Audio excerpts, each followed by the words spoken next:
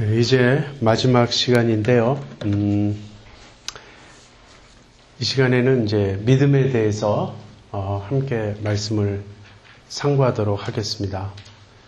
회심은 회개와 믿음으로 이루어진다. 제가 이렇게 말씀을 드렸고요.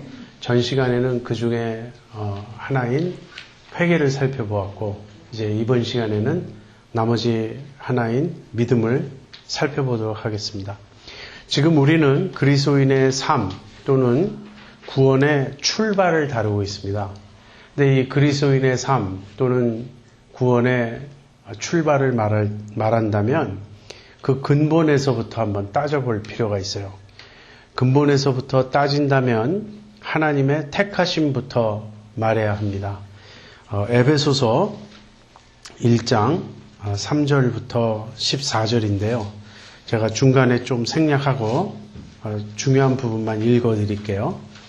찬송하리로다 하나님 곧 우리 주 예수 그리스도의 아버지께서 그리스도 안에서 하늘에 속한 모든 신령한 복으로 우리에게 복 주시되 곧 창세전에 그리스도 안에서 우리를 택하사 우리로 사랑 안에서 그 앞에 거룩하고 흠이 없게 하시려고 그 기쁘신 뜻대로 우리를 예정하사 예수 그리스도로 말미암아 자기의 아들들이 되게 하셨으니 이는 그의 사랑하시는 자 안에서 우리에게 거저 주시는 바 그의 은혜의 영광을 찬미하게 하려는 것이라.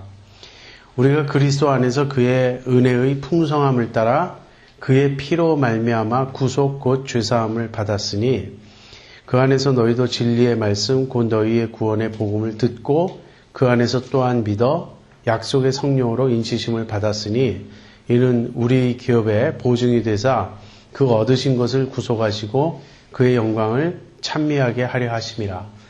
에베소서 1장 3절부터 14절은 굉장히 긴 그런 문장입니다. 이 전체가 한 문장이에요, 원어로는.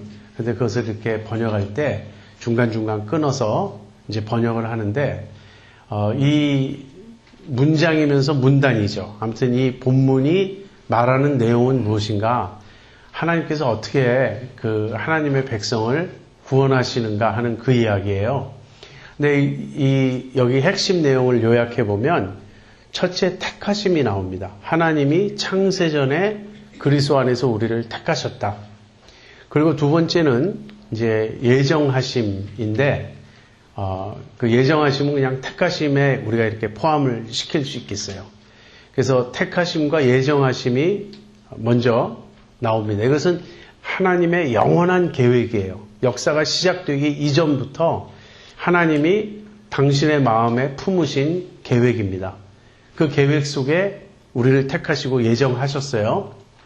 그 다음에는 역사 속에서 하나님이 우리를 당신의 자녀로 삼으시기 위해서 하신 역사 속에서 일어난 사건은 무엇이냐면 그리스도의 구속입니다. 이 구속이란 말은 영어로 redemption이라는 단어인데 예수님이 우리를 죄로부터 건져주시는 그 속죄를 가리켜요. 그래서 예수님이 십자가에서 그의 피로 우리를 구속하십니다. 그렇다면 영원전에 하나님의 계획이 있었고 역사 속에서 우리를 구원하시는 예수님의 실제적인 구속 사건이 있었다면 세 번째로는 이 구속 사건이 우리에게 개인적으로 어떻게 적용되느냐 하는 그 일이 있죠. 그것을 성령의 인치심으로 이렇게 바울은 이야기합니다. 그래서 우리가 마지막으로는 인치심을 얘기해요. 이 인치심은 복음을 듣고 그 믿는 자들을 인치시는 것입니다. 그 안에서 너희도 진리의 말씀 곧 너희 구원의 복음을 듣고 그 안에서 또한 믿어 약속의 성령으로 인치심을 받았으니. 그래서 인치심은 그 예수님이 역사 속에서 객관적으로 성취하신 그 구원을 우리들에게 그 주관적으로 개인적으로 적용하시는 성령님의 역사예요. 근데 그것을 위한 조건은 무엇이냐면 우리가 복음을 듣고 믿어야 한다는 것입니다. 이 복음을 듣고 믿는 것을 효과적인 부르심의 결과로 아까 말씀을 드렸죠. 데살로니가 후서 2장 13절 14절에 보면 주의 사랑하시는 형제들아 우리가 항상 너희를 위하여 마땅히 하나님께 감사할 것은 하나님이 처음부터 너희를 택하사 성령의 거룩하게 하심과 진리를 믿음으로 구원을 얻게 하심이니 이를 위하여 우리 복음으로 너희를 부르사 우리 주 예수 그리스도의 영광을 얻게 하려 하심이라. 그래서 이 구원은 우리에게 적용될 때 부르심에서부터 시작이 됩니다. 하나님이 복음으로 우리를 부르셨어요. 그리고 이 부르심은 효과적인 부르심으로 우리에게 다가오고 효과적인 부르심은 우리를 중생케 하고 중생의 결과로 우리가 회심한다. 이것은 중간에 끊어지지 않는 하나님의 이어지는 어떤 하나의 패키지와 같은 구원의 사건입니다. 이 회심이란 중생한 결과로 우리의 그 살아난 영이 보이는 반응입니다. 그리고 이것을 회개와 믿음으로 우리가 지금 설명하고 있습니다. 이 시간에는 그 두 번째 면인 믿음을 살펴보려고 하는데요. 결국 믿음이 가장 중요합니다. 이 믿음을 이야기하기 위해서 지금까지 다른 것들을 쭉 얘기해 온 거예요. 믿느냐 하는 것이 내가 정말 믿느냐. 그런데 믿음을 이야기할 때 먼저 믿음이 아니면서 믿음인 것처럼 오해가 되고 있는 것들이 있음을 좀 지적해야 되겠어요. 첫 번째로 적극적인 사고방식이 있습니다. 믿으면 이룰 수 있어. 믿는 자에겐 능치 못함이 없어. 이런 식의 표현을 하면서 우리가 적극적으로 그야말로 소원을 가지고 열심히 노력하고 믿는다고 막 고백하고 내 안에 신념을 강화하면 내가 원하는 바를 이룰 수 있다. 이것을 적극적 사고방식이라고 그러죠. 적극적 사고방식은 심리학적인 믿음입니다. 이거는 신학적인 믿음이 아니에요. 성경적인 믿음이 아니고 이건 심리학적인 자기 강화 요법일 뿐이에요. 그래서 이건 믿음이 아닙니다. 흔히 미국의 이제 유명한 그 스피커들 중에 그 모티베이터들이 있어요. 가면서 이제 모티베이션을 일으키는 그러한 스피커들이 있는데 그 사람들의 말을 듣고 과연 그렇구나 이렇게 깨닫고 마음에 어떤 의욕을 품게 되는 것. 그런 것은 성경적 믿음이 아니에요. 그것은 그냥 심리학적인 그런 마음의 변화이지. 그런가 하면 기독교 안에 들어와 있지만 사실은 기독교가 아닌 것인데 무속신앙이 있습니다. 하나님을 이 우상 섬기듯이 섬기는 게 무속신앙이에요. 이 무속신앙이라는 것은 어떤 영매를 통해서 그 영매를 영어로는 이제 샤먼이라고도 할 수 있고 우리나라식으로 이야기하면 무당입니다. 뭐냐면 신과 우리 사이에 중간에 그 존재하면서 우리의 소원을 우리 대신 신에게 빌어주는 존재가 무당이죠. 그래서 이 영매 또는 샤먼을 통해서 무속적인 이런 걸 통해서 우리가 원하는 요구를 얻어내는 것. 이것이 무속신앙인데 기독교 안에 굉장히 널리 퍼져 있어요. 기독교 안에서는 목사가 이제 무당이 되는 것입니다. 여러분, 목사님이 기도하면 하나님이 더 잘 들어줄 거라고 생각하면 그거 벌써 무속적인 거예요. 하나님을 우리의 아버지로 인식하고 하나님과 나 사이에 인격적인 관계가 맺어져서 하나님이 나를 사랑하시고 돌보시고 나는 하나님께 마치 아들이 아버지에게 내 필요를 아뢰듯이 그렇게 하나님께 나아가는 관계가 아니고 신을 내가 머니플레이트 하는 것입니다. 신을 조작하는 것입니다. 그래서 이 무속신앙의 그 모습이 우리 안에 아주 광범위하게 들어와 있는데 예를 들면 이제 한국 사람들이 좋아하는 게 무슨 100일 새벽 기도 이런 거예요. 새벽 기도를 나의 그 어떤 믿음의 훈련으로 열심히 하는 것은 물론 좋은 일입니다. 그러나 100일을 내가 채워서 나의 어떤 치성을 통해서 정성을 통해서 하나님에게 어필하고 싶다. 그러면 벌써 무속신앙인 거예요. 기독교 아니더라도 100일 기도가 있지 않습니까? 그래서 목욕 재개하고 아침마다 정화수 떠놓고 빈다든지 하는 이런 것이 기독교 안에 이렇게 들어와 있어요. 아무튼 이런 무속신앙, 그리고 기복주의, 무속신앙과 같이 가는 것이 기복주의죠. 이런 것에 굉장히 열심히 있는 사람들, 뜨거운 사람들이 있거든요. 근데 우리는 그 사람들을 믿음이 좋다고 착각합니다. 무슨 문제만 있으면 기도원에 가요. 아예 기도원에서 사는 사람도 있어요. 가끔 내려오는 것이지 여기서 가끔 올라가는 게 아니라 거기서 가끔 내려오는 그런 분들이 있습니다. 그렇게 해서 거기 오래 머물면 머물수록 신령하다고 생각해요. 이거는 기독교적인 그 용어를 쓰고 기독교적인 형식을 취할지 모르지만 이건 기독교가 아닙니다. 그런가 하면 기독교적인 신앙이에요. 그럼에도 불구하고 온전한 신앙이 아닌 그런 믿음이 있습니다. 무엇이냐면 구원에 이르지 못하는 믿음입니다. 이것은 성경이 말하는 죽은 믿음이에요. 죽은 믿음이고 이것은 교리나 신학이 오를 수 있지만 그것으로 살아있는 믿음이 되지 않아요. 자, 야고보서 2장에서 제가 조금 읽어드릴게요. 내 형제들아 만일 사람이 믿음이 있노라고 행함이 있으면 무슨 이익이 있으리요? 그 믿음이 능히 자기를 구원하겠느냐? 만일 형제나 자매가 헐벗고 일용할 양식이 없는데 너희 중에 누구든지 그에게 이르되 평안히 가라, 더웁게 하라, 배부르게 하라 하며 그 몸에 쓸 것을 주지 아니하면 무슨 이익이 있으리요? 이와 같이 행함이 없는 믿음은 그 자체가 죽은 것이라. 내가 하나님은 한 분이신 줄 믿느냐? 잘하는도다. 귀신들도 믿고 떠느니라. 아, 허탄한 사람아, 행함이 없는 믿음이 헛것인 줄 알고자 하느냐. 믿는다고 말하는 거예요. 이런 사람들은. 믿는다고 말하는데 이 사람들은 행함이 없어요.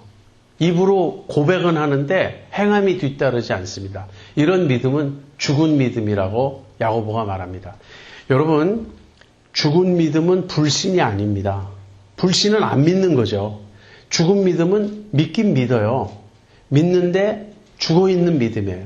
죽어있는 믿음이란 무슨 말이냐면 행함이 뒤따르지 않는, 믿음이 살아서 역사해야 되는데 전혀 역사하지 않는, 그러니까 워킹하지 않는 그런 믿음. 이건 지적인 믿음입니다. 머리로 내가 이해하고 동의하는 그 수준의 믿음. 그래서 거기 야고보가 이렇게 말하잖아요. 내가 하나님은 한 분이신 줄 아느냐? 귀신들도 믿고 떠느니라. 귀신의 믿음의 그 수준이. 여러분, 귀신이 하나님을 알죠? 그러나 귀신은 하나님과 관계가 없어요. 예수님이 가버나움 회당에 들어가셨을 때 거기 귀신 들린 사람이 있다가 소리 지릅니다. 지극히 높으신 하나님의 아들 예수여, 나와 당신과 무슨 상관이 있나이까?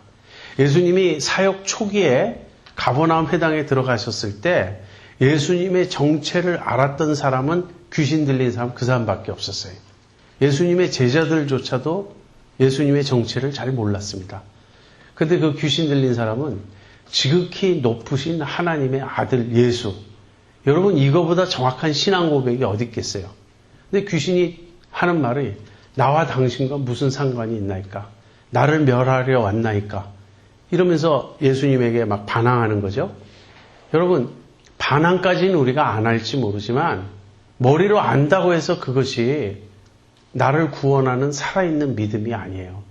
여기 누가 이제 헐벗고 일용할 양식이 없는데 그 사람한테 평안히 가라, 더웁게 하라, 배부르게 하라 이렇게 말하면서 아무것도 주지 않는다면 이건 죽은 믿음이다. 아주 야고보는 구체적으로 말하고 있어요. 우리가 그렇지 않습니까? 말로 그냥 때우려는 그런 것. 어려운 사람을 볼 때 진심으로 내가 그 사람 어떻게 책임지겠어요. 그러나 내가 도울 수 있는 만큼은 정성껏 돕고자 하는 이런 게 있어야 되잖아요. 믿음이 있다면 당연히 그렇게 해야 되잖아요. 근데 그렇게 하지 않는 거예요. 그냥 말로 때우는 거예요. 우리가 믿는다고 하면서 이런 식으로 살아갈 때가 참 많잖아요. 그러면서도 우리는 믿음이 있다고 생각합니다. 근데 야고보는 영혼이 없는 몸이 죽은 것처럼 행함이 없는 믿음은 죽은 것이다. 그렇게 말했습니다. 그런가 하면요. 그러니까 지식이 있지만 열매가 없는 거예요. 이 믿음은. 그런가 하면 능력도 행하고 기적도 행하지만 구원에 이르지 못하는 믿음도 있어요. 마태복음 7장 22절 23절에서 예수님이 하신 말씀입니다. 그날에 많은 사람이 나더러 이르되 주여 주여 우리가 주의 이름으로 선지자 노릇하며 주의 이름으로 귀신을 쫓아내며 주의 이름으로 많은 권능을 행치 아니하였나이까 하리니 그때 내가 저희에게 밝히 말하되 내가 너희를 도무지 알지 못하니 불법을 행하는 자들아 내게서 떠나가라 하리라. 주의 이름으로 선지자 노릇하고 주의 이름으로 귀신을 쫓아내고 주의 이름으로 능력을 행하고, 여러분 만약에 이런 사람이 있다면 우리는 이런 사람을 얼마나 참 떠받들고 추종하겠어요. TV에 나오는 많은 부흥사들이 그런 모습이지 않습니까? 막 거기서 사람을 쓰러뜨리고 막 병자를 일으키는 것 같고. 그런데 그런 TV에서 하는 그 기독교 방송 중에는 가짜가 굉장히 많습니다. 사실 속으면 안 돼요. 그 쇼가 굉장히 많아요. 그런데 진짜로 할 수도 있다는 거예요. 진짜로 병자를 일으키고 귀신을 쫓아내고 선지자 노릇하는 사람이 있어요. 그런데 예수님이 거짓말하지 마라. 너희가 언제 그랬냐. 다 쇼했지. 이렇게 책망하지 않았어요. 인정해요. 너희가 내 이름으로 선지자 노릇하고 내 이름으로 병자도 고치고 내 이름으로 귀신도 쫓아냈다 할지라도 하늘에 계신 내 아버지의 뜻대로 행하지 않는 자는 내가 알지 못한다. 행악하는 자들아 나를 떠나라. 예수님이 이렇게 말씀하실 것이라고 제자들에게 말씀하셨습니다. 우리가 이러한 경고를 아주 심각하게 들어야 돼요. 이유는 무엇입니까? 헛된 믿음이 있다는 거예요. 잘못된 믿음, 죽은 믿음이 있다는 거예요. 지금 교계에 널리 퍼져 있는 그 교인들이 믿음에 대해서 생각하는 바를 우리가 살펴보면 비기독교적인데 기독교의 그 옷을 입고 등장한 적극적 사고방식이라든지 기복주의라든지 무속신앙이라든지 이런 가짜 믿음이 있고요. 아니면 진짜 믿음이에요. 그런데 죽은 믿음이에요. 역사하지 않는, 다시 말하면 지금 우리가 하고 있는 이 표현대로 한다면 회심하지 않은 믿음, 머리로만 인정하는 그 믿음이 있다는 것입니다. 그래서 우리가 이런 믿음에 오해가 있는 것을 알기 때문에 믿음이 무엇인가를 좀 잘 생각을 해볼 필요가 있어요. 이 시간에는 회심을 보여주는 또 다른 본문을 하나 택해서 여기서 믿음에 대한 교훈을 얻고자 합니다. 베드로전서 2장 21절부터 25절이에요. 베드로전서 2장 21절부터 25절까지 제가 읽겠습니다. 이를 위하여 너희가 부르심을 입었으니 그리스도도 너희를 위하여 고난을 받으사 너희에게 본을 끼쳐 그 자취를 따라오게 하려 하셨느니라. 저는 죄를 범치 아니하시고 입에 괴사도 없으시며 욕을 받으시되 대신 욕하지 아니하시고 고난을 받으시되 위협하지 아니하시고 오직 공의로 심판하시는 자에게 부탁하시며 친히 나무에 달려 그 몸으로 우리 죄를 담당하셨으니 이는 우리로 죄에 대하여 죽고 의에 대하여 살게 하려 하심이라. 저가 채찍에 맞음으로 너희는 나음을 얻었나니 너희가 전에는 양과 같이 길을 잃었더니 이제는 너희 영혼의 목자와 감독 되신 이에게 돌아왔느니라. 여기 마지막에 돌아왔다는 단어가 쓰이죠. 이 돌아옴이 회심입니다. 에피스트레포라는 단어예요. 터닝했다. 너희가 이제는 영혼의 목자와 감독 되신 예수님에게로 너희들이 돌아왔다. 자, 그러니까 이 본문은 회심을 가리키는 그 본문이죠. 그런데 여기서 회심 이전에는 어떤 삶이 묘사되고 있습니까? 거기 25절에 다시 한번 보세요. 너희가 전에는 양과 같이 길을 잃었더니 이제는 너희 영혼의 목자와 감독 되신 이에게 돌아왔느니라. 이것은 이사야 53장 6절을 포함하고 있는 구절입니다. 이사야 53장 6절 여러분 아십니까?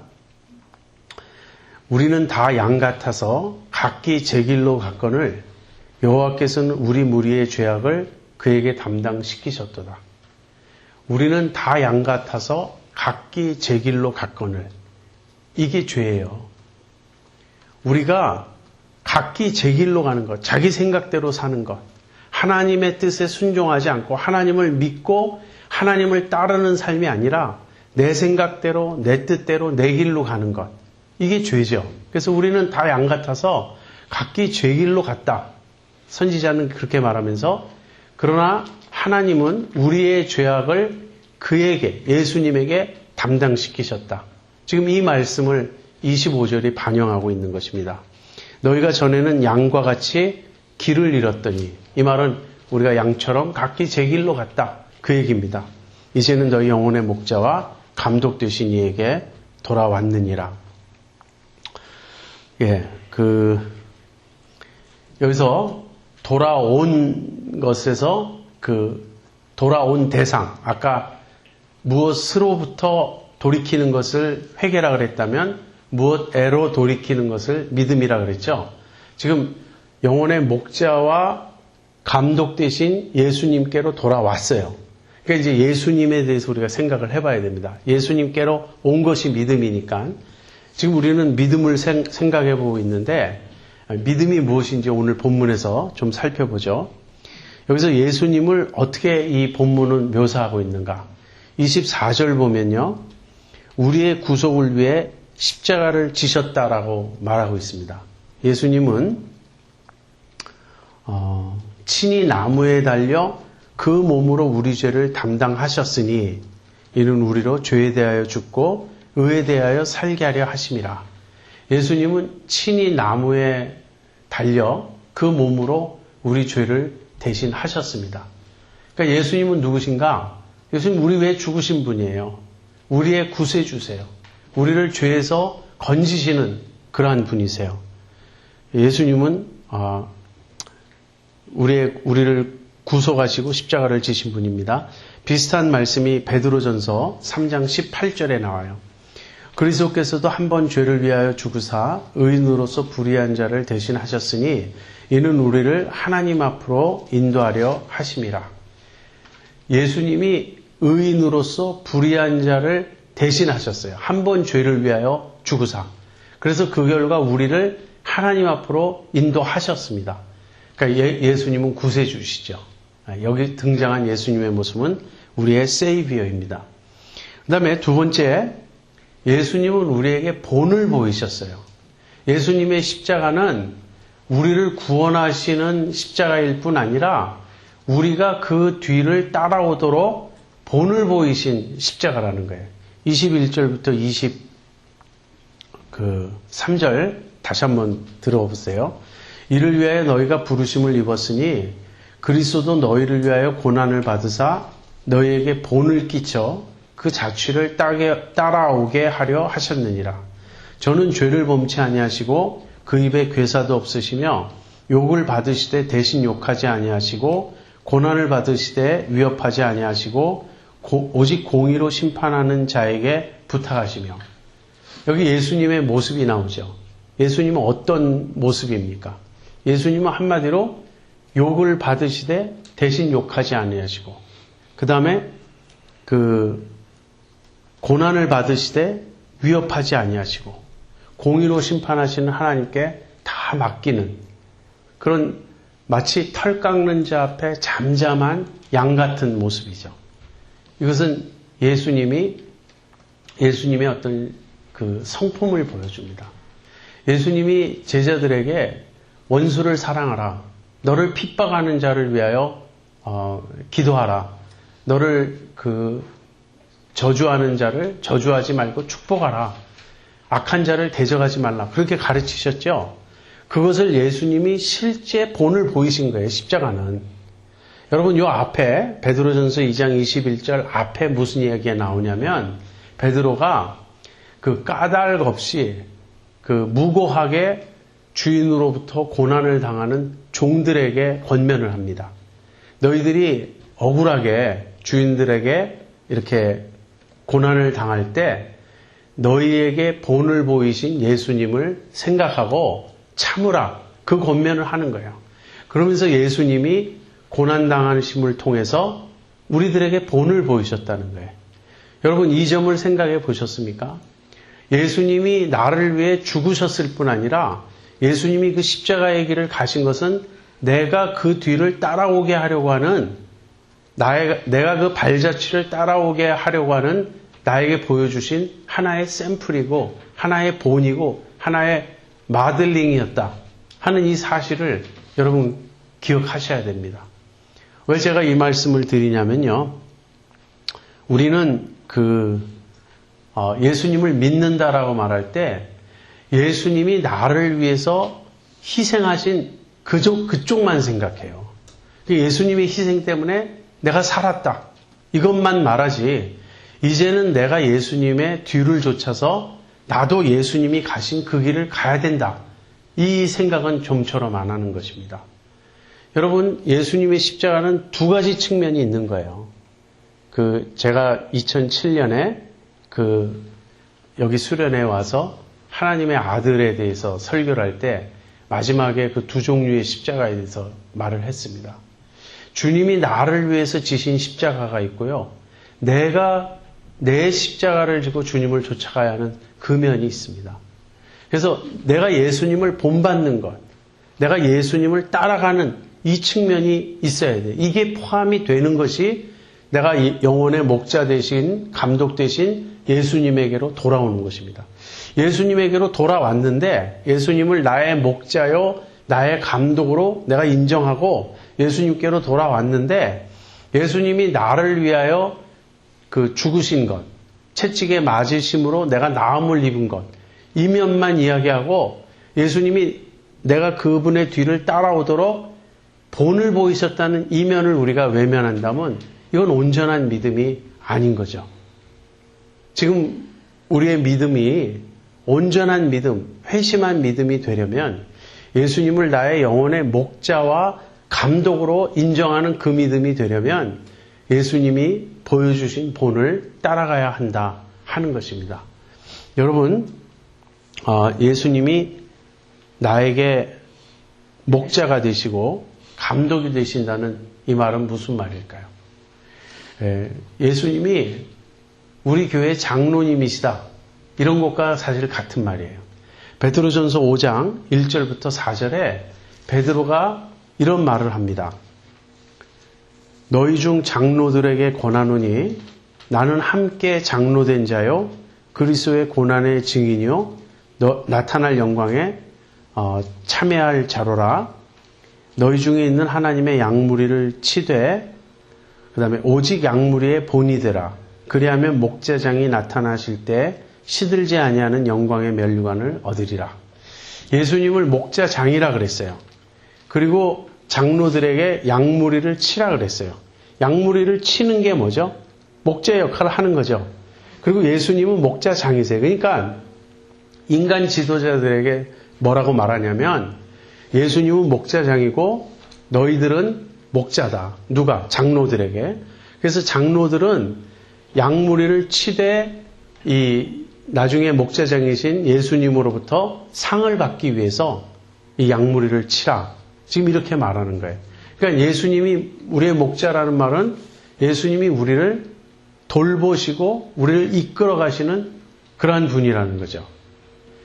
영혼의 목자 되신 분이십니다. 예수님은. 그러면서 여기 아주 이제 중요한 포인트가 있어요. 동시에 예수님은 감독이십니다. 예수님이 목자 역할을 하시기 위해서 동시에 예수님은 감독의 역할을 하세요. 감독의 역할을 한다는 말은요. 감독은 우리를 다스리는 자예요. 교회에서 다스리는 자를 감독이라고 말합니다. 그러니까 예수님이 우리의 목자가 되시고 감독이 되신다는 이 말은 우리를 이끌어 가시고 우리를 다스리시고 그렇게 하신다는 그런 말이에요. 우리가 예수님께로 돌아올 때 예수님을 나의 구세주로만 받아들일 수 없어요. 예수님을 나의 주님으로, 예수님이 나를 다스리시고 나에게 권위를 바라시는 그런 분으로 인정을 해야 됩니다. 그것이 온전한 믿음이에요. 자, 그래서 이제부터 믿음에 대해서 이제 몇 가지로 정리를 해보겠습니다. 믿음이란요, 항상 대상을 전제로 합니다. 믿음의 대상이 없는 믿음은 없어요. 이 기독교 신앙이란 하나님을 믿는 것이고 예수님을 믿는 것이죠. 만약에 신앙이 없이, 그 대상이 없이 믿음을 말한다면 그건 신념밖에 되지 않아요. 적극적 사고방식이란 누굴 믿는 겁니까? 나를 믿는 거예요. 너는 할 수 있어. 너는 해낼 수 있어. 이렇게 자기 자신을 대상으로 하는 건 이건 믿음이 아닙니다. 믿음이란 신을, 하나님을 대상으로 하는 게 믿음이에요. 근데 그 믿음의 대상이신 하나님을 이제 어떻게 우리가 봐야 할 것인가? 하나님, 또 예수님, 이제 함께 생각하겠습니다. 주님은 어떤 분이신가? 구세주이세요. 주님은 십자가를 지심으로 우리를 죄의 형벌에서 건지어 주신 분입니다. 그 다음에 주님은 우리의 목자가 되시고 또 감독이 되세요. 예수님은 우리의 주님이십니다. 그래서 주님은 우리를 다스리시고 우리를 이끌어 가시는 분이세요. 자, 그 다음에 세 번째로는 주님은 우리의 스승이십니다. 우리에게 본을 보이시고 우리가 가야 될 길을 가르쳐 주시는 분이세요. 우리는 흔히 이제 예수님의 구세주 되심과 주님 되심을 말합니다. 사실 이 둘로 충분한 말이에요. 예수님은 나를 위해 죽으셨고 또 나를 다스리시는 분이다. 이 구세주와 주님 되심만 말해도 충분한데 이 예수님의 이 주님 되심을 이야기할 때 우리가 갖는 조금 오해는 이런 것이에요. 예수님이 한번 말씀하시면 우리는 100% 순종해야 된다고 생각해요. 물론 순종해야 됩니다. 100%. 그런데 예수님의 주되심에 내가 온전히 따르지 못하고 있는 거예요. 내가 예수님을 주님이라고 고백은 하지만 내가 예수님의 주님 되심에 온전히 순종하지 못하고 있죠. 그래서 이게 늘 불안한 겁니다. 정말 거듭났는가? 정말 회심했는가? 정말 예수님을 믿는가? 이렇게 우리에게 질문을 던지면서 그렇다면 당신은 예수님을 주님으로 인정하고 정말 그분의 말에 순종하는가? 여기서 우리는 예수님을 주님으로 모셨지만, 우리 마음에 주님으로 모셨지만, 순종을 잘 못하고 예수님 뜻대로 잘 살지 못하는 우리 자신을 솔직히 보게 됩니다. 그래서 예수님은 우리의 주님이시지만 또 동시에 스승이 되신다는 이면을 생각하면 조금 이해가 돼요. 여러분, 스승이 제자를 가르칠 때 제자가 하루아침에 스승과 같아집니까? 제자가 스승과 똑같다면 가르칠 필요가 뭐 있어요? 그 제자도가 완성돼야 스승과 같아지죠. 제자는 그러니까 스승으로부터 배우는 중에는 실수합니다. 넘어지고 실수하고 내가 이렇게 하라고 가르쳤는데 이렇게 하지 못해요. 그러나 제자는 배우는 자 아닙니까? 제자는 배우는 자이기 때문에 실패해도 또 반복하고 또 노력하고 또 따라오는 거예요. 그래서 예수님은 우리의 주님이시면서 또 예수님은 우리의 스승이시라는 이 사실을 기억해야 돼요. 요한복음 13장 13절에 예수님이 이렇게 말씀하십니다. 너희가 나를 주요 또 선생이라고 부르니 너희 말이 옳도다. 제자들이 예수님을 주요 또 선생이라고 불렀습니다. 예수님을 주님이라고 부를 때에는 예수님에게 절대 순종해야 한다는 뜻이에요. 그게 주님이시니까. 그런데 예수님을 선생이라고 부른다는 말은 예수님으로부터 배우겠다. 예수님의 가르침을 내가 따르겠다는 뜻이 포함되어 있어요. 그래서 우리가 영혼의 목자 되시고 감독 되신 예수님께로 돌아왔습니다. 이 회심할 때 예수님을 믿어요. 이제 돌아와서. 근데 그 예수님은 우리의 구세주가 되시고 주님이 되시고 우리의 스승이 되신다는 이 사실을 기억해야 됩니다. 자, 이쯤에서 여러분 한번 제가 질문해 볼게요. 여러분 예수님으로부터 배우고 있습니까? 예수님의 가르침에 귀 기울이고 있습니까? 우리가 참 이면이 참 소홀한데 신앙생활 하면서 예수님으로부터 배워야 된다는 이 점을 우리가 미처 잘 생각 못해요.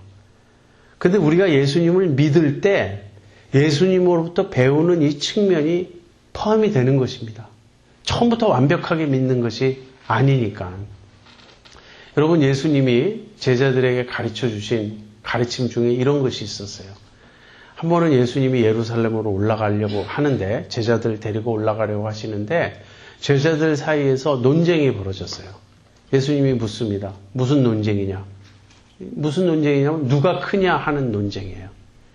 이들은 지금 예수님 따라 예루살렘에 올라가면 예수님이 왕이 되실 것이라고 생각했고 그러면 논공행상을 하는 거예요. 거기서 누가 무슨 벼슬을 하고 누가 무슨 자리를 차지하고 베드로는 그랬겠죠. 내가 수제자니까 내가 예수님 바로 옆에 앉아야 되겠다. 세베대의 두 아들 야고보와 요한은 우리 형과 내가 하나씩 앉아야 된다. 그러니까 뭐 베드로와 야고보와 요한이 항상 설치니까 내가 그러자라도 너희들에 대해서 지금 감정이 좋지 않은데 너희들은 이번엔 좀 빠져. 이러면서 또 다른 제자가 말할 수도 있겠죠. 자, 이런 것입니다. 그래서 예수님이 너무나 속이 상하셨어요. 지금 예수님은 십자가를 지고 죽으러 지금 올라가시는데 제자들은 누가 크냐 하고 있는 거예요. 그래서 예수님이 이렇게 말씀하십니다. 너희 중에 크고자 하는 자는 남을 섬기는 자가 되어야 된다. 이방인의 소위 집권자들은 권세를 부리고 사람을 다스리고 위에 군림하지만 너희는 그렇지 않다. 너희 중에는 작은 자가 큰 자다. 예수님이 이렇게 가르치셨습니다. 자, 그러면 이 가르침을 배운 제자들은 이 가르침을 제대로 배웠다면 늘 그 생각을 할 거예요. 누구나 높아지고 싶지 않습니까? 우리가 다 우리 자신이 더 다른 사람보다 인정받고 싶지 않습니까? 그러한 마음의 충동이 있을 때 우리 주님이 가르쳐 주셨지. 크고 작아든 남을 섬기는 자가 되라고. 낮아져야 우리가 바로 이제 높은 자가 되는 거라고. 그래서 우리가 그 가르침을 배운다면 예수님의 본을 받아서 남을 섬기려 하고 남을 나보다 더 낮게 여기려고 하고 그렇게 하겠죠. 이렇게 예수님의 가르침을 기억해야 돼요. 여러분, 예수님의 가르침을 배우는 것이 아주 중요합니다. 자, 이 믿음은 대상을 이제 따르는 것인데 예수님은 우리 믿음의 대상으로서 구세주요, 주님이시요, 스승이라고 이제 말씀드렸습니다. 이것은 그리스도의 새 직분과 관련되어 있어요. 구약에 기름 부음 받은 새 직분이 있습니다.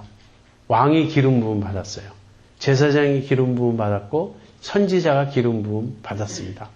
예수님은 구약에 기름 부음 받은 그런 자들, 예수님의 그 그리스도라는 말이 기름 부음 받았다는 뜻이에요.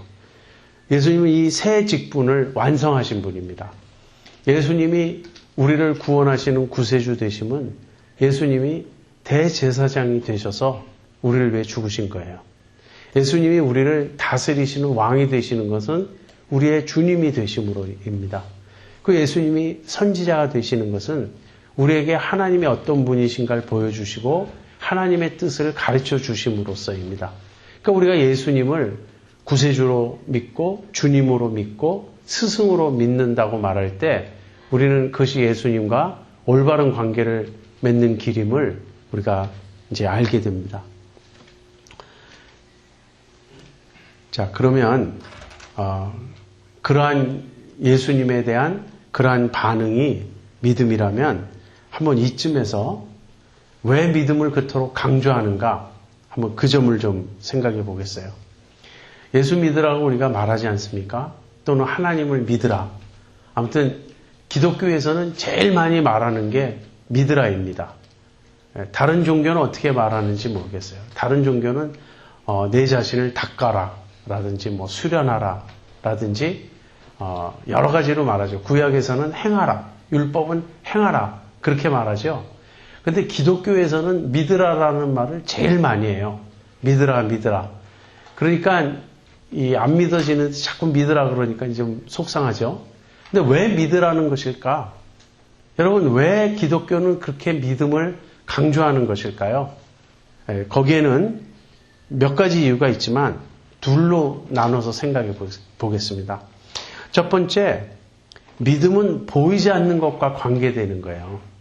기독교에서 믿으라고 말할 때 우리 하나님은 보이지 않습니다.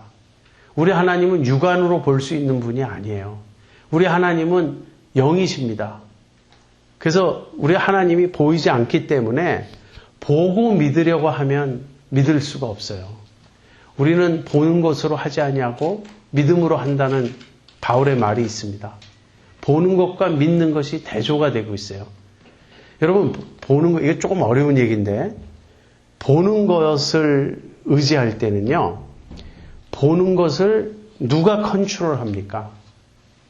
내가 컨트롤해요.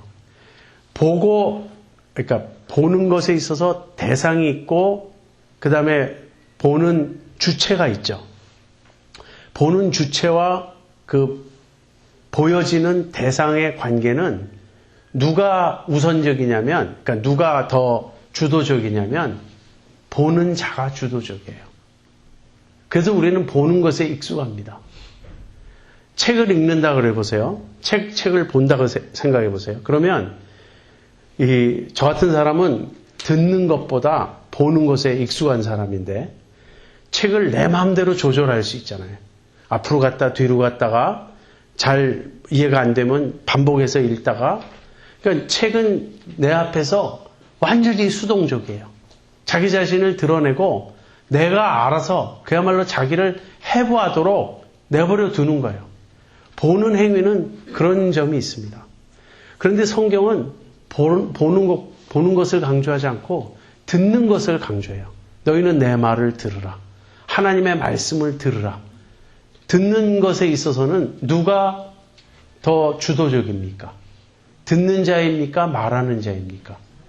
말하는 자죠. 말하는 자가 말씀하지 않으면 우린 들을 수가 없어요. 물론 이제 요즘에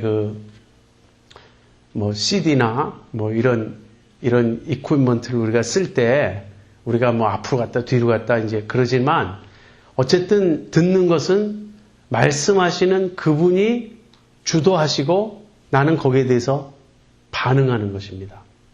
그래서 성경에는 보라는 말보다 들으라는 명령이 많아요.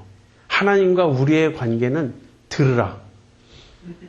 그리고 이 눈에 보이지 아니하시는 하나님을 아는 길은 그러니까 무엇이냐면 이 하나님이 말씀하시는 걸 들으라. 그런데 하나님이 매번 보여주시면 더 잘 믿을 수 있을 것 같은데, 근데 그렇게 하지 않으시고요. 하나님은 뭘 한번 보여주실 때가 있습니다. 그런데 보여주시고 나서는 꼭 그것을 기록하고 그 다음 후대에 전하라. 그래서 후대 사람들은 보는 것을 통해서 믿는 게 아니라 조상들이 보고 체험한 것을 들려주는 대로 믿으라고 이렇게 한 것이에요. 언제 보여주셨죠? 하나님이 제일 많이 보여주신 것은 모세의 출애굽 때입니다. 모세의 출애굽 때 이스라엘 백성이 보았어요. 홍해가 갈라지는 걸 보았고 만나가 내리는 걸 보았고 애굽에 하나님의 행하신 재앙들을 보았습니다. 근데 본 결과 믿었습니까? 아니에요. 그래서 보는 것과 믿는 것은 달라요. 본다고 믿는 게 아니에요. 물론 본 사람 중에 믿는 사람도 있죠. 어쨌든 하나님이 그렇게 한번 보여주실 때는 그 다음에는 그것을 증언하라 그래요. 그걸 증거하라. 후손에게 전하라. 그래서 전해져 내려오는 그 말씀을 우리가 듣고 믿는 것입니다. 그 모세 시대 말고 또 기적이 많이 일어났던 시대는 예수님과 사도 시대예요. 예수님과 사도 시대 예수님이 보여주셨잖아요. 5,000명을 먹이시고 죽은 자를 살리시고 장님의 눈을 뜨게 하시고 다 하셨다고요. 사도들도 했어요. 사도들도 죽은 자를 살리고 능력을 행했습니다. 그럼 우리도 오늘날 또다시 그런 기적을 누군가가 행하고 우리 앞에 보여주면 얼마나 우리가 잘 믿겠습니까? 그런데 그렇지 않아요. 예수님이 사도들에게 너희 본 것을 기록하고 증언하라. 그래서 우리에게 성경이 내려오고 그런 것입니다. 성경적 신앙은요, 보는 것이 아니고 듣는 것을 믿음으로 받아들이는 여기에 초점이 있는 것입니다. 사실 예수님 당시에도요, 예수님의 기적을 본 사람들 중에 믿지 않은 사람이 대부분이었어요. 사도들도 마찬가지입니다. 그래서 보는 것과 믿는 것은 함께 가는 게 아니에요. 믿음은 때때로 보는 것의 결과로 믿음이 뒤따를 수 있지만 믿음은 우선적으로 무엇이냐면 하나님이 일으키시는 역사요, 변화입니다. 우리가 하나님은 보이지 않기 때문에 하나님을 알려면 믿는 수밖에 없어요. 근데 또 다른 이유가 있습니다. 여러분, 하나님과 우리의 관계가, 이 관계가 이제 중요하죠. 근데 하나님과 우리의 관계에 있어서 우리가 하나님께 보여야 될 마땅한 모습은 무엇입니까? 다시요. 하나님과 우리의 관계에 있어서 우리가 하나님께 보여야 할 마땅한 반응은 무엇입니까? 경배한다는 말도 되고요. 하나님을 경외한다는 말도 되고 하나님을 의지한다는 말도 되고 순종한다는 말도 되죠. 결국 이 모든 걸 다 합쳐서 믿음이라 그래요. 그리고 그 핵심은 신뢰입니다. 하나님과 우리의 관계는 마치 부모와 아이의 관계와 같아요. 우리 아이들이 어렸을 때 전적으로 부모가 케어하지 않습니까? 한 번은 우리 아이가 한숨을 푹푹 쉬고 있어요.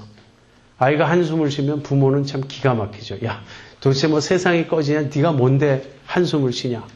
그랬더니 자기 걱정을 말하는 거예요. 네 걱정이 뭔데? 내일 학교에 가서 점심 먹을 돈이 없어요. 아이가 이렇게 말하면 부모가 어떻게 반응하겠습니까? 야, 임마, 그건 아빠가 주는 거지. 엄마가 주는 것이 그걸 왜 네가 한숨을 쉬어? 우리가 말이 되지 않잖아요. 물론 아이들은 자기의 경험 안에서 굉장히 걱정스러운 일이 있을 수 있습니다. 그러나 그 경우 부모는 말하라고, 네가 어려움이 있으면 말하라고. 그 부모가 듣고 보면 아무 문제가 아닌 거예요. 부모가 해결해 줄 수 있는 것이에요. 그래서 부모는 자식을 사랑하고 자식을 돌보고 자식을 책임지는 자입니다. 그리고 자식은 부모를 전적으로 신뢰하고 의지하죠.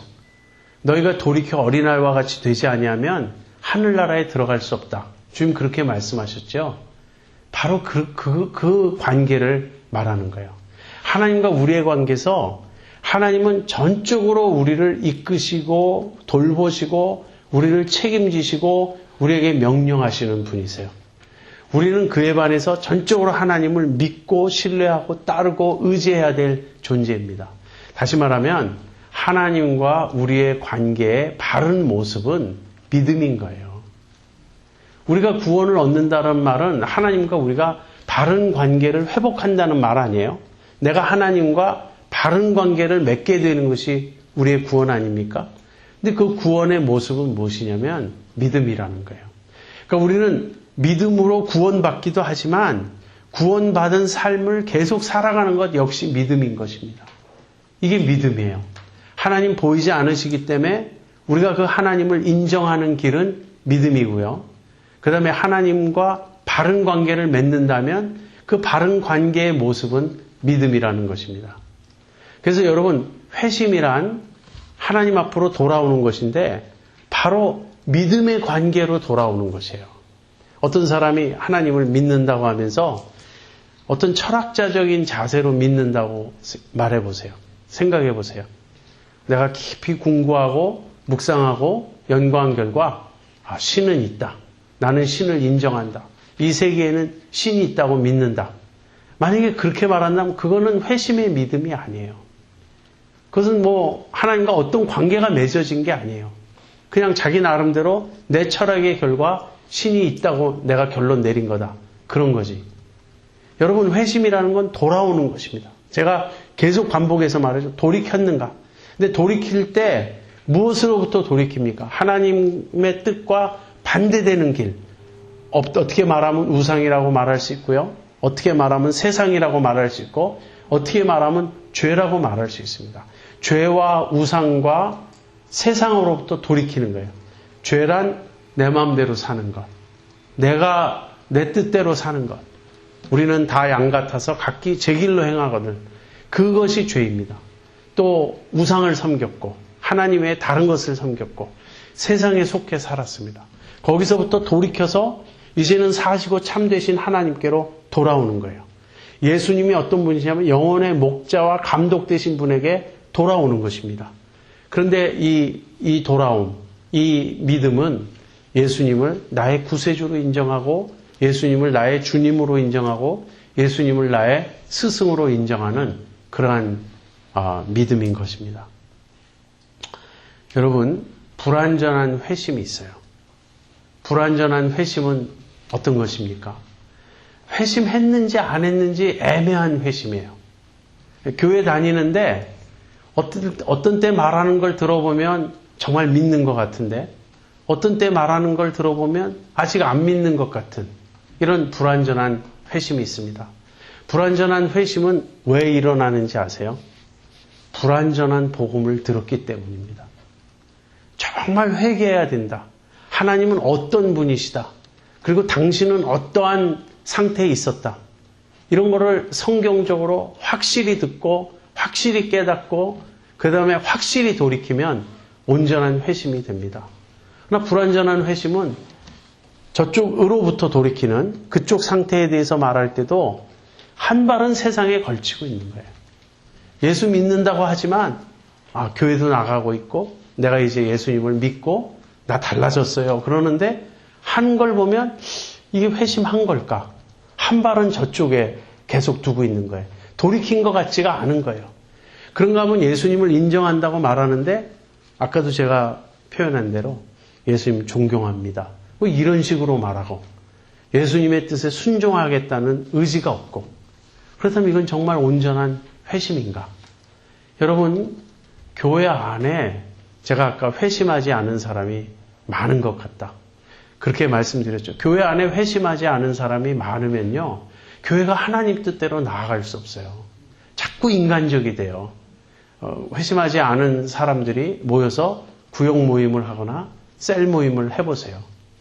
그러면 자꾸만 쉐어링할 때 자기 어떤 내면의 영적 갈등 같은 걸 나누고 그런 걸 중심으로 서로 믿음을 세워주려고 하고 이런 쉐어링이 안 되고 자꾸 그냥 편한 얘기, 세상 얘기 그런 걸 하고 싶어 합니다.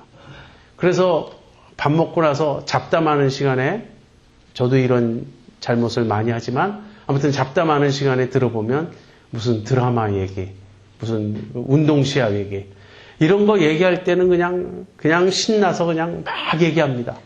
그러다가 이제 좀 목자가 리더가 진지하게 우리 한 주간 어떻게 살았는지 믿음의 그 삶에 대해서 쉐어링 합시다. 그러면 아무 말 안 해요. 왜 안 하냐 그러면 할 말이 없대요. 왜 할 말이 없습니까? 지난 한 주일간 주님과 동행하지 않았어요. 주님에 대해서 별로 생각도 해보지 않았어요. 그러니까 갑자기 말하려니까 할 말이 없는 거죠. 이런 식이 됩니다. 교회에서 뭘 결정하려고 해도 그 어떤 성경적 사고방식과 관점으로 보는 게 아니라 자기 생각으로 생각하는 거예요. 그래서 사람들마다 교회는 이러해야 됩니다. 신앙생활은 이렇게 해야 됩니다라는 그 견해가 다 있는데 이 견해들이 아까 제가 회개를 통해서 총체적 의식의 변화가 일어나야 된다 그랬죠. 그 의식의 변화되지 않은 채 여전히 세상적이고 세속적이고 자기중심적인 그 사고방식을 그대로 가지고 있다면 이건 회심하지 않은 거예요. 근데 제가 회심하지 않았다 이렇게 말할 때 분명한 비그리스도이다 이 말은 아니에요. 회심했는지 안 했는지 참 애매한 불완전한 회심을 한 경우가 많다는 그런 뜻입니다. 여러분 불완전한 회심을 한 사람들 가운데도요. 중생한 사람들이 있어요. 중생했어요. 정말 믿어요. 그러나 그들이 들은 복음이 불완전했기 때문에 이 사람들이 온전한 회심의 경험을 못하고 있는 겁니다. 그 안에 영적 생명도 있고 주님을 믿긴 믿지만 주님이 어떤 분이신지 무엇이 바른 신앙생활인지를 잘 몰라서 병들어 있는 것입니다. 이런 사람들의 경우는요.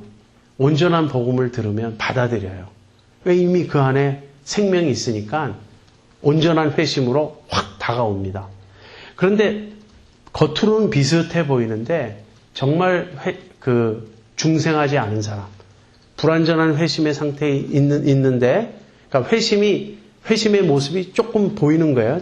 어떤 진행이 조금 있는 것 같은데 아직까지 중생하지 않은 사람은 결국 마지막에 가서는 주님을 향해서 전적인 신뢰와 그 결정을 내리지 못합니다.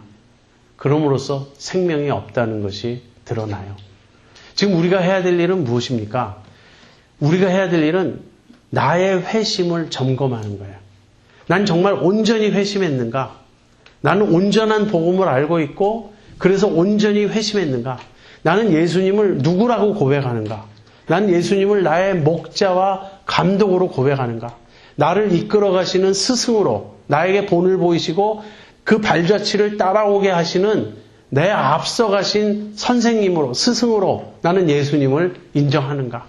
예수님을 단지 구세주로만 고백하는 것은 족하지 않습니다.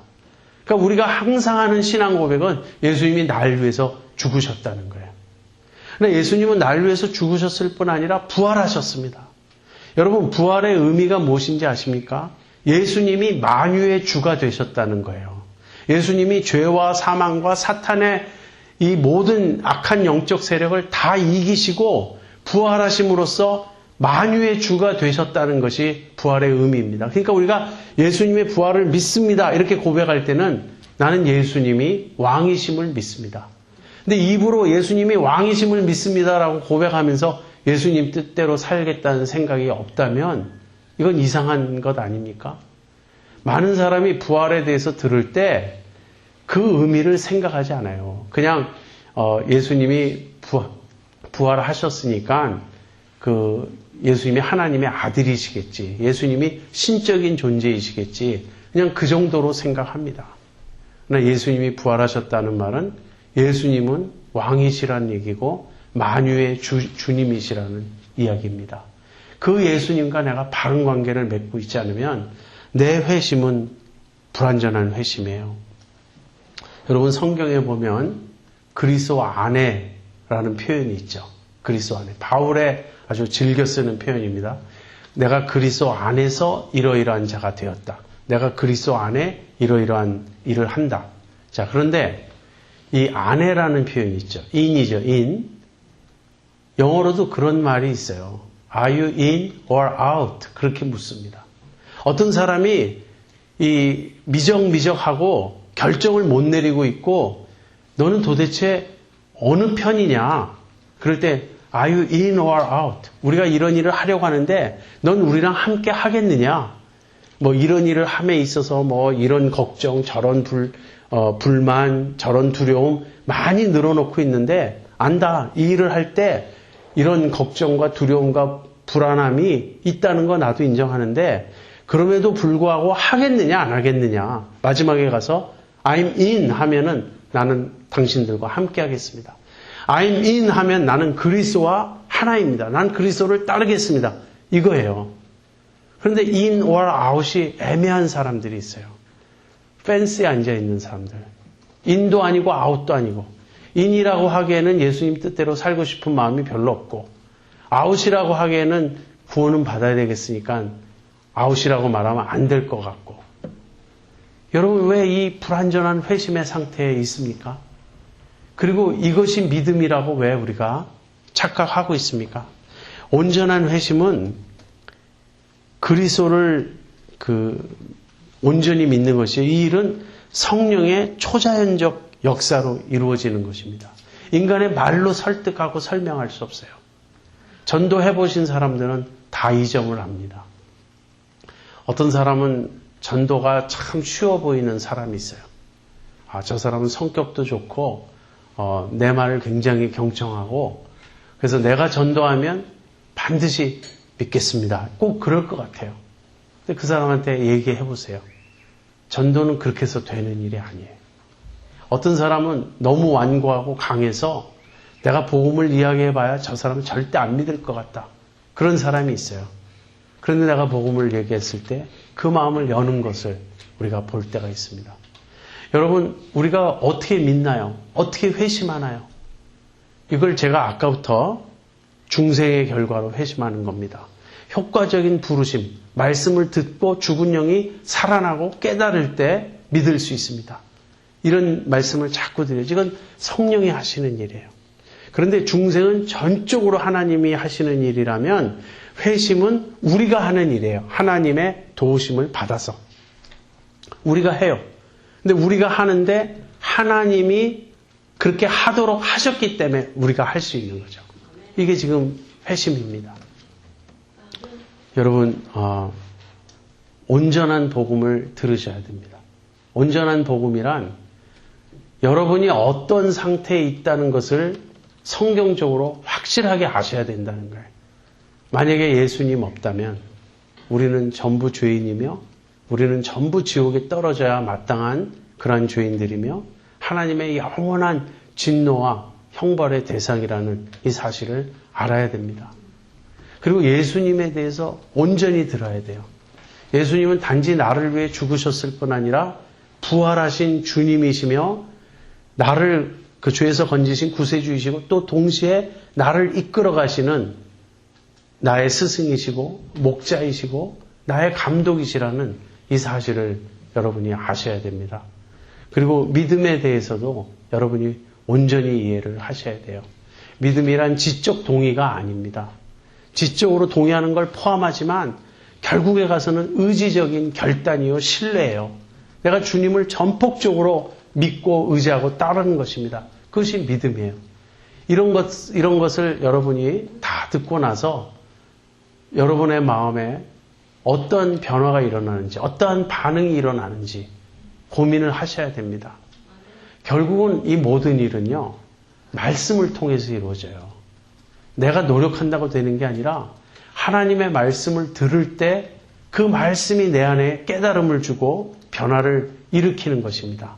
그래서 거듭난 사람, 회심한 사람의 하나 굉장히 두드러진 특징은 말씀에 대한 식욕이에요. 말씀을 사모하게 되는 것입니다.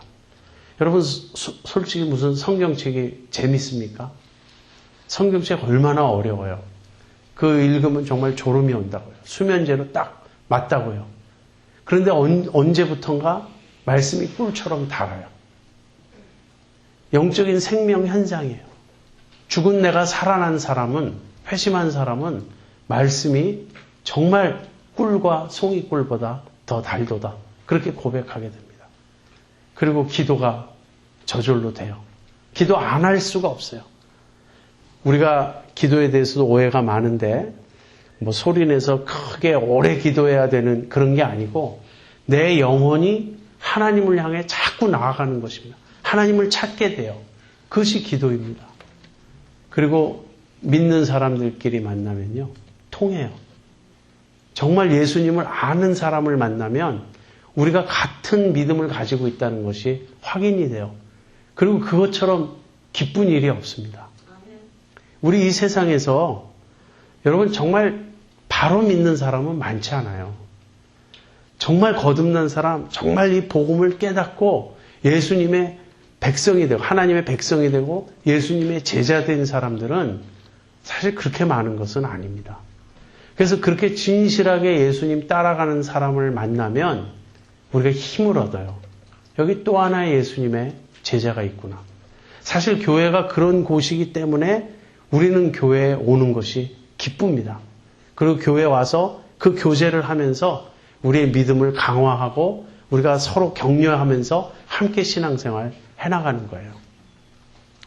그 요한 1서에 이 하나님으로부터 난 자는 이러이러하다는 표현이 있습니다. 마지막으로 제가 그 요한 1서에 그 하나님께로서 난 자는 이러이러하다라는 그 묘사를 여러분에게 읽어드리겠습니다.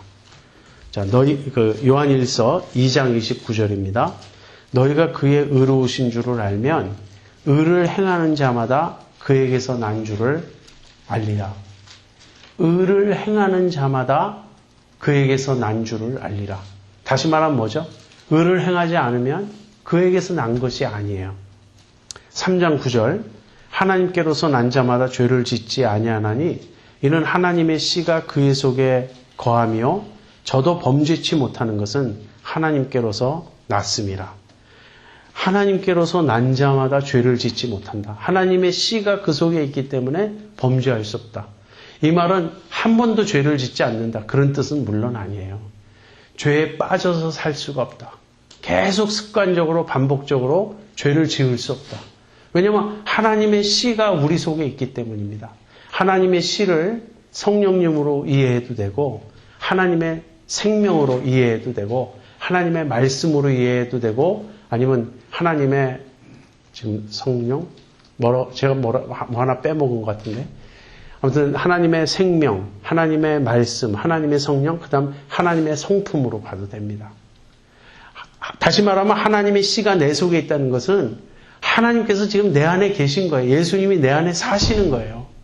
그렇기 때문에 우리는 죄를 함부로 지을 수가 없습니다. 우리가 죄를 짓고 넘어지고 그럴 때가 있지만 그때마다 회개하고 돌아오고 그 다음에는 죄 속에 계속 머물러 있을 수가 없어요. 자, 그 다음에 4장 7절 사랑하는 자들아 우리가 서로 사랑하자. 사랑은 하나님께 속한 것이니 사랑하는 자마다 하나님께로 나서 하나님을 알고 사랑하는 자마다 하나님께로 나서 하나님을 알고 무슨 말입니까? 사랑한다는 거예요. 하나님으로부터 난 사람은 사랑한다는 거예요. 우리가 서로 사랑하자. 사랑은 하나님께 속한 것이니 사랑하는 자마다 하나님께로서 난 사람이다. 5장 1절 예수께서 그리스도이심을 믿는 자마다 하나님께로서 난 자니 또한 내신 이를 사랑하는 자마다 그에게 난 자를 사랑하느니라. 5장 4절 대저 하나님께로서 난 자마다 세상을 이기느니라. 세상을 이긴 이김은 이것이니 우리의 믿음이니라. 5장 18절 하나님께로서 난 자마다 범죄치 아니하는 줄을 우리가 아노라. 하나님께로서 나신 자가 저를 지키심에 악한 자가 저를 만지지도 못하느니라. 하나님께로서 난 자들은 이런 특징이 있습니다. 이것이 회심의 증거요, 회심의 열매입니다. 마지막으로 제가 이 말씀 하나를 드리겠어요. 사람들 중에는 자기가 언제 회심했는지를 정확히 말하기가 좀 어려운 사람들이 있습니다. 모태신앙을 가진 사람들 중에 그럴 수 있어요. 또 교회를 오래 다녔는데 아까 제가 설명한 어떤 청년이 교회에 나와서 이제 조금씩 믿음을 가지게 되는 그 과정을 제가 말씀드린 예에서 볼 수 있듯이 교회를 다니다 보니까 나에게 믿음이 생겼다. 그러나 언제 믿음이 생겼는지는 정확히 나도 모르겠다. 이럴 수 있습니다. 그래서 여러분 정말 중요한 것이 무엇인지 말씀드릴게요. 신학자 J.I. 패커라고 하는 분은 중요한 것은 past conversion experience가 아니라는 거예요. 과거 회심의 경험이 중요한 게 아니고 present convertedness. 지금 현재 내가 회심해 있는가, 회심되어져 있는 상태에 있는가가 중요하다. 과거에 내가 아무리 뜨거운 경험을 했고, 아무리 대굴대굴 굴렀고, 아무리 내가 놀라운 성령의 은사를 체험했다 할지라도 지금 내가 회심한 삶을 살고 있지 않다면 그 모든 건 헛된 것입니다. 우리가 회심한 경험이 언제 어떻게 있었는지 말할 수 없어도 괜찮아요. 나는 평생 교회 다녔는데 언제부터라고 꼭 말할 수는 없지만 나는 마음 중심에서부터 이 교회에서 가르치는 모든 내용에 아멘하고 있습니다. 난 내가 죄인이라는 사실을 인정합니다. 난 하나님의 살아계심을 믿습니다. 난 예수님이 나를 위해 죽으시고 부활하신 것을 믿습니다. 난 예수님이 다시 오실 것을 믿고 나의 유일한 소망은 예수님이 나에게 값없이 주시는 은혜로 주시는 그 구원밖에 없음을 나는 믿고 있습니다. 난 예수님 사랑합니다. 난 예수님 뜻대로 살고 싶습니다. 만약에 내 마음에 이것이 진정한 고백이라면 여러분 회심한 것이에요. 내가 현재 회심한 상태를 유지하고 있느냐? 그 우리가 계속 살펴봐야 될 것은 내가 회심한 상태를 유지하고 있냐? 이 점 아닙니까? 또는 나는 온전히 회심했는가? 여러분 온전히 회심한 사람은요. 정말로 죄로부터 돌이켜 하나님께로 돌아온 사람이에요. 너희 영혼의 목자와 감독 되신 이에게 돌아왔느니라. 여러분 돌아오셨습니까? 아니면 문 밖에 있습니까? 정말 돌아오면요. 온전한 회심이 이루어지면 아까 제가 여러분에게 읽어드린 요한일서의 그런 구절들과 같은 모습이 나에게서 나타나요. 그리고 회심이 이루어져야, 회심이 분명해야 성화가 가능합니다. 내가 정말 회심하면 그다음부터 예수님 뜻대로 살기 위해서 내가 이렇게 노력하게 되고 예수님의 생명이 내 안에 역사함에 따라 조금씩 성숙한 믿음으로 나아가게 됩니다. 거듭나지 않으면, 다시 말하면 회심하지 않으면 영적으로 성장하지 않아요. 교회 오래 다녀도 믿음의 성장이 일어나지 않습니다. 정말 중요한 것은 회심입니다. 저는 여러분 모두가 오늘 이 3번의 강의를 통해서 중생과 회심이 무엇인지 성경적 가르침을 확실히 이해하고 확실히 정리할 수 있으셨기를 바랍니다.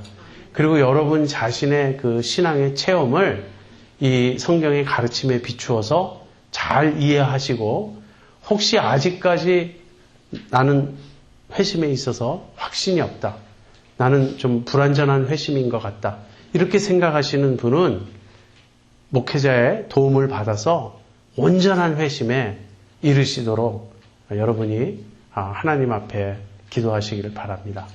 우리 기도하겠습니다.